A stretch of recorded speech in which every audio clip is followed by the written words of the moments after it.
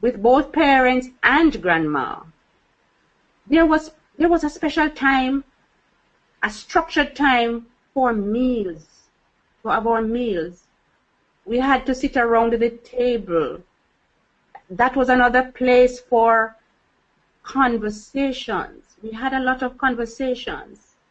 It was a place where we were able to see the problems that were existing or the challenges, you know. We spoke about them there and then. So in many ways, it has shaped me to be the mother and grandmother I am today. This I do not wish to keep to myself. It must be passed on. And I've always reinforced this in my children and now my grandchildren. They are not big enough, but there are ways in which you can do it. And I guess we'll speak about that a little more.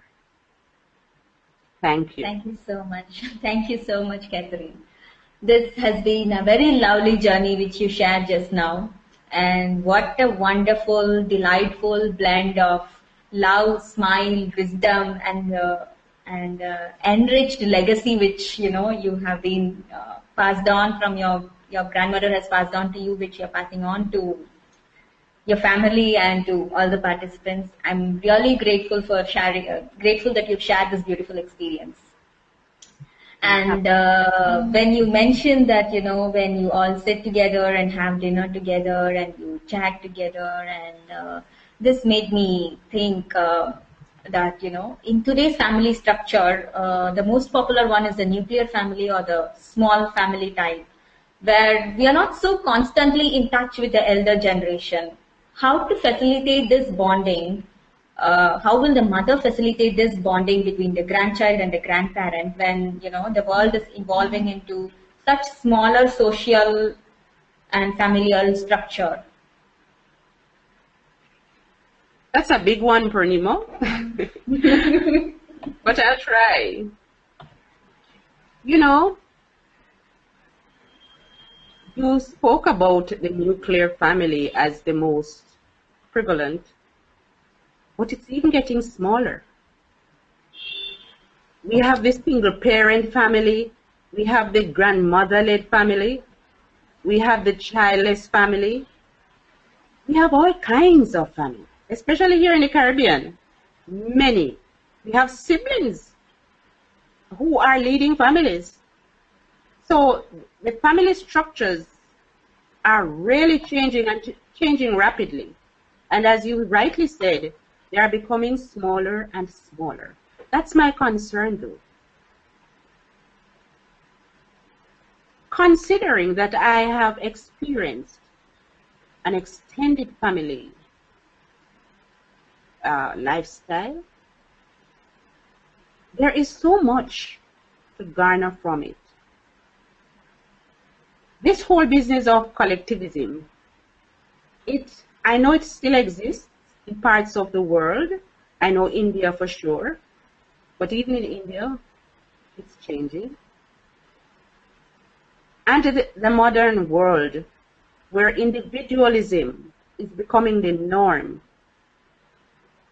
it's really two set of cultures in family life that we could look at. And although it is not always possible to have this collective kind of family structure where so many, including grandparents, are under one roof, we have to find creative ways to really link with them, to really bond with the generation. Yes? So history has brought two factors to bear on family structures: industrialization and modernization. But I'll add one thing to it. I would say choice. We have made choices, and our choices have certainly created all these family structures. Now, why? There are many reasons why these families are dismantled, I would say, or becoming smaller. we have, say, a job opportunity. Sometimes our young people, young mothers, young children, they have to leave when they come of age to work, to go to other countries, or probably in the same country but far away, to work. And that we have to understand. Also, marriage contributes to that too, because in these modern times, we find that our young parents, they do not savor living under the same roof with their parents. Yes, there is this fear that, or should I say this understanding, which I think is really man-made, that the step-parents will give me a warm time, whether it be stepmother, stepfather, the step-parents in general, so they want to move away. They want to create their own family structure. Hence, it gets smaller.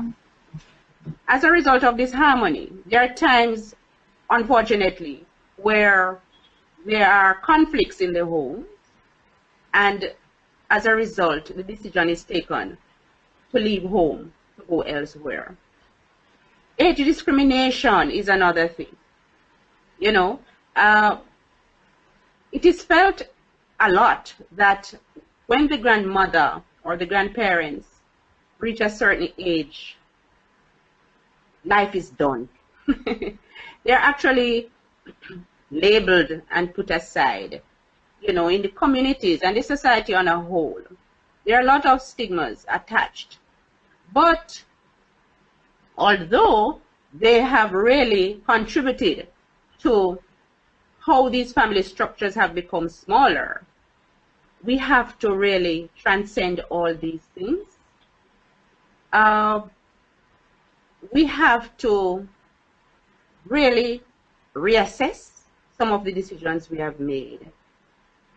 But of course, history has done a lot where the dismantling of the family structures is concerned.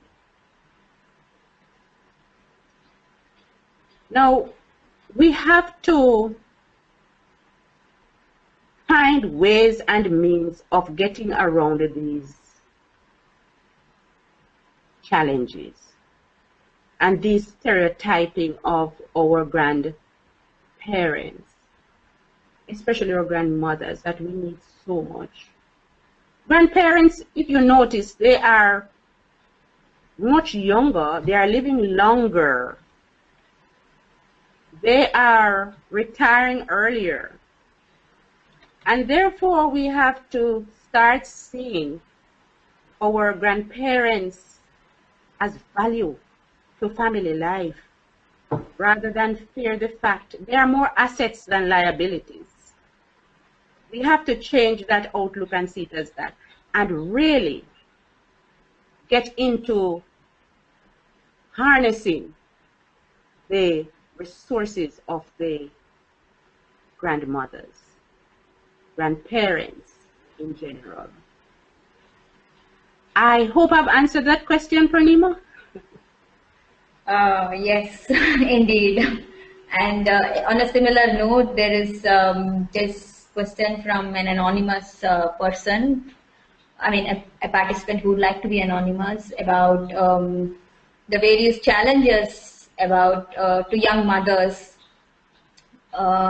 who have been in various in situations which is making them not be forgiving, or which is not helping them move forward. On a similar note, I think, the family structures have been quite rigid in many places in the world in the past, and specifically in India too. So, is there something extra you would like to add on that note? Okay. We have to maintain. We are here to encourage our young mothers to sustain the continuity of generational bonding. we have to, regardless of the family structures that we have found ourselves in, we have to first reach that stage of acceptance. We have to accept what we have found ourselves a part of and work from there. A friend of mine, just before the webinar started, sent me a little note to say that compassion begins with you. If we want that joy and that enthusiasm and all that we have spoken about earlier to really be behind us, we have to come to that place of acceptance. And not only the young mothers alone, but I dare say our grandmothers, in order to meet the young mothers, we too have to humble ourselves. We have to cease being authority on parenting. Because as I said earlier, these young mothers, these young parents, they are doing a beautiful job in the best way they know how in these modern times. So we have to work upon ourselves. In order to meet our young mothers, we have to reflect. We have to remember some of the hurdles we had to deal with and become compassionate. It's not so easy as we may say, but it is possible. If I must speak for myself, as I said, I'm no perfect mother, grandmother, but I've been learning a lot and I continue to learn. I find that the spiritual life is so important in creating continuity in generational bonding. A family that prays together stays together. So, to facilitate, we have to start meditating, praying, have these positive thoughts in our hearts. Because all of this can be eroded if we really pull on this thing called love that is within all of us. And for me, for these 7 years, 12 years, put together that I've been meditating, it has helped me tremendously in cultivating a heart that really directs and propels me in fostering that which needs to be fostered in the home and now be able to impart. We have so many social media platforms on which we can maximize this thing of facilitating or keeping in touch with our families. The most recent one is the Marco Polo. When you're on it, I use it to speak with my daughter-in-law and my young grandson of 1 year, and you should see him at times. His eyes are lit up when he sees grandma at the other end, and I'm sure in his mind it's like grandma is there. So we need to be creative. We need to use what we have at our disposal. Social media, the different aspects of it. Facebook is a very popular one. Yes, we can use it to facilitate this kind of, should I say, bonding. So whatever it is, encourage our grandchildren to write letters, yes, so that there's a balance. I remember we had to write letters, and let it not be of the past, because there are emails, and certainly when we do these things, they also help the children in schools. So when grandma, if you can, I should say, that if you have the space, if our young mothers or young parents have the space in their homes, I put this challenge to you. As we encourage you to work on self through whatever means. As I said, meditation has helped a lot. Yes, prayer. Think of this summer. We are really experiencing summer now. It's a beautiful time to actually visit our grandparents if they are not under one roof with us. We can invite them into our homes. We can go visit them. These are times when we can plan. I know the resources are what it is sometimes, but with creative planning, we could have vacation times. Yes, we could have these times used as quality times. And I must say also that whatever has ever happened, let's not go back into the past, but work upon ourselves now. So, young mothers, forgive your mothers. Grandmothers, forgive your daughters, your sons, yes? So that we are able to go forward. Nothing can happen.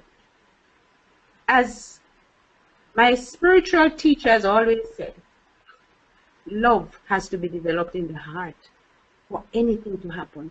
Nothing can happen positively if that love is not there. And yes, mothers, grandmothers, that's what we are, nurturers.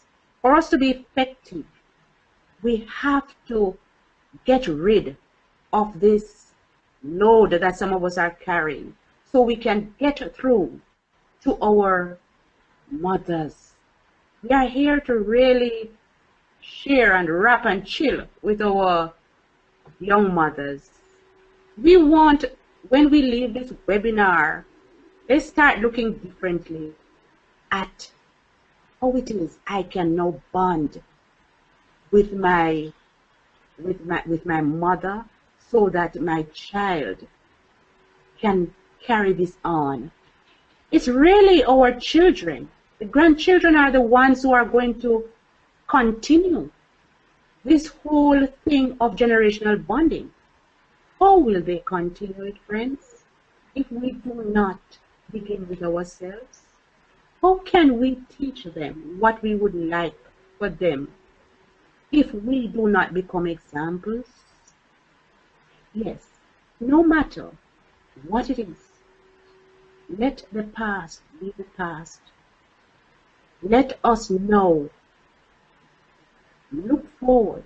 Let us help, support our young mothers to go forward, to change this generational gap that has reared its ugly head as a result of, our prejudices, our views, our likes and dislikes.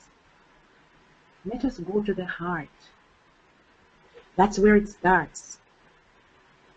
And let the divine within it lead us into being better parents. Young mothers, you can all do it. Young parents, you can all do it. You are so creative. You are doing so well that as grandparents and grandmothers, we look forward to this change that will take time, but the change begins with each and every one of us. Let's start this means of change this summer, right now. The time is now. The present is a gift. We'll never see it again. Let's begin now. Thank you so much. Thank you so much, Catherine. True love can never be rejected. It can never be unnoticed. And having understood that, if we can try to get our lives back in harmony, try to get our lives back in a beautiful environment of love, things are definitely going to look up, things are definitely going to move forward. And I'm so grateful to you for that wonderful, beautiful, inspirational answer. So we have about 15 to 20 minutes left to wrap up our session. And I still see that we have a few questions from a few participants, from Ms. Nina, Ms. Patrice, Ms. Vaishali, Suruchi. But I would like to just let you all know, all participants know, that we'll definitely come back to your queries in a while, or if we are unable to do so, we will definitely be in touch through email. Because we had also promised an experiential session of heartfulness meditation during this webinar, and I think with 15 minutes to go, let us start that and come back to the questions if we have time. Yes? Sure. Thank you. So I would now go through the heartfulness relaxation method, and at the end of which I would gently suggest that you all start meditating. After a few minutes of meditation, I would request you all to gently open your eyes, and please follow my words as you start meditating.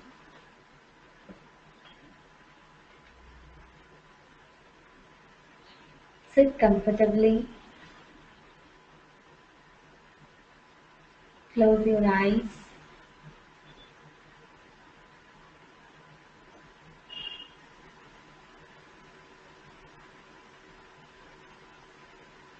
let's relax our body.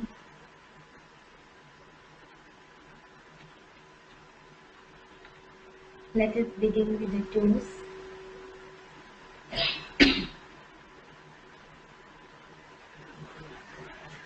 Gently relax your toes. Relaxing your feet.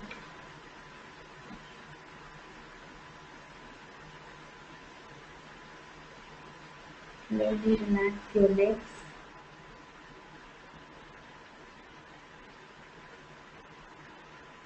Feel an energy moving up your body from the earth.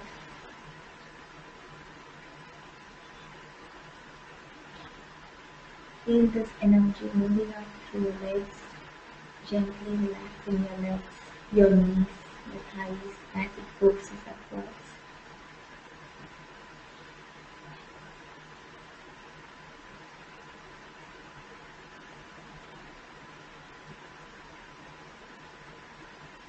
Relax your hips, your stomach, slowly bringing your attention to your lower back and gently relaxing your lower back. Slowly relaxing your upper back. Feel your entire back being relaxed.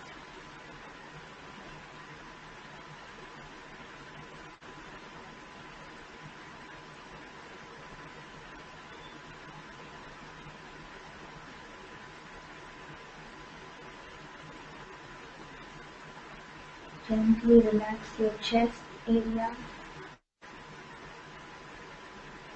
leading up to your shoulders, your arms. Slowly relaxing with your arms to the tip of your fingers.